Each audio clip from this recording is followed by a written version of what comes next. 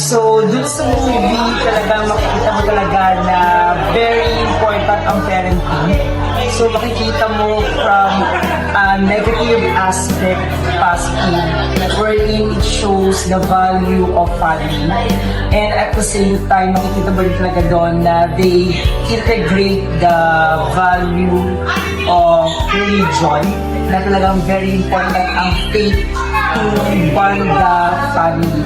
So, maganda rin na yung mga ganong klaseng movie na talagang binubuo yung formation and bonding ng pamilya. Lalong-lalo na sa panahon ngayon na talagang iba na rin talaga ang ugali ng mga bata. So, maganda talaga na magkaroon ng strong bond between family and the children. So, sana sa mga susunod na movie ay complete din yung mga iba pang mga aspect, mga morals na makakatulong sa mga kabataan ngayon sa panahon natin ngayon. So, yun lang. Congratulations. And to my madam, job well done, madam. Ang galing palagay.